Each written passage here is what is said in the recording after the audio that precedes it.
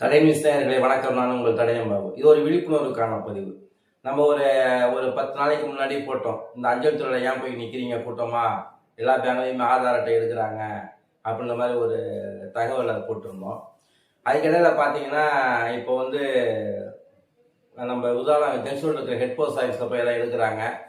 இப்போ 2 இடத்துல புதுசாக ஆரம்பிச்சிருக்காங்க. நம்ம அய்யனார் கோயில் தள்ள இருக்குது பஜார் போஸ்ட் ஆஃபீஸு, அங்கே போய் நீங்கள் ஆதார் எடுக்கலாம்.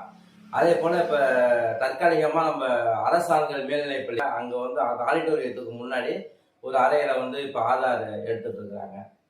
இந்த கூட்ட நெரிசலை தவிர்க்கணும், மக்களுடைய சேவைக்கு மக்களுக்கு சேவையை வந்து சரியாக செய்யணுன்ற மாதிரி அஞ்சல் துறை நல்ல நடவடிக்கை எடுத்திருக்கு. நம்முடைய அஞ்சலக கோட்ட கண்காணிப்பாளர் திரு Jayaseelan, Virudhachalam junction head post master திரு ஞானசேகரன் அவருடைய முயற்சியால் இந்த 2 இடத்துலையும் புதுசாக தற்காலிகமாக ஆரம்பிச்சுட்டு இருக்கிறாங்க.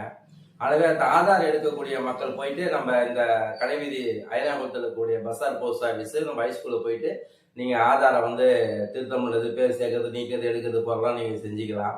இப்போ என்னன்னா ஆன்லைன் ஒன்று சொன்னாலும் கூட அது சாஃப்ட்வேர் வந்து ஒரு சமயத்தில் வந்து ஒர்க் ஆக மாட்டேங்குது. இன்னும் நெட்டு கிடைக்கல, என்ன ப்ராப்ளம் வந்துட்டு இருக்கு. ஆனால் வந்து மக்கள் வந்து என்ன பண்ண முடியும், கோச்சிக்க முடியாது, எந்த உண்மையாக பண்ண முடியாது. அதனால் வந்து இப்போ 2 இடத்துலையும் போட்டுக்கிறாங்க. நீங்கள் இனிமேல் ஆதார் எடுக்கணும்னா நம்ம ஹைஸ்கூல் அரசாங்க மேல்நிலைப்பள்ளி கல்லூர் ரோடுக்கும் போகலாம். இங்கே நம்ம பஜாரில் இருக்கக்கூடிய கடைவீதி போஸ்ட் ஆஃபீஸ்லேயும் அங்கேயும் ஆதார் எடுக்கிறாங்க. அப்புறம் வழக்கம் போல் நகராட்சி எடுக்கிறாங்க, தாலுகாட்சி எடுக்கிறாங்க, எல்லா பேங்க்லையும் எடுக்கிறாங்க.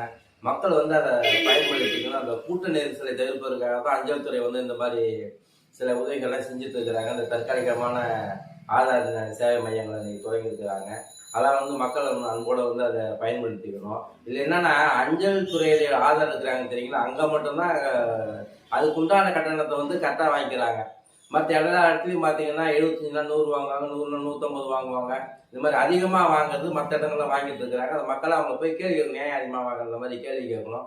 அஞ்சல் துறையில் மட்டும்தான் அதை சரியாக செஞ்சுட்டு இருக்கிறாங்க. அது என்ன கட்டணமோ அதை கட்டணத்தை மட்டும் வாங்குறாங்க, கமிஷன் வாங்குறது இல்லை. அங்கே அகாஜிவாவுக்கு எந்த வேலையுமே கிடையாது. 2வது வேலைகளை வந்து அவங்க சரியாக செய்கிறாங்க. இப்போ பேர்லாம் கரெக்டாக டைப் பண்ணிக்கிறாங்க, அட்ரஸ் கரெக்டாக டைப் பண்ணிக்கிறாங்க, டேட்டா பர்த் கரெக்டாக டைப் பண்ணிக்கிறாங்க, செக் பண்ணி சொல்கிறாங்க, பார்க்குறாங்க.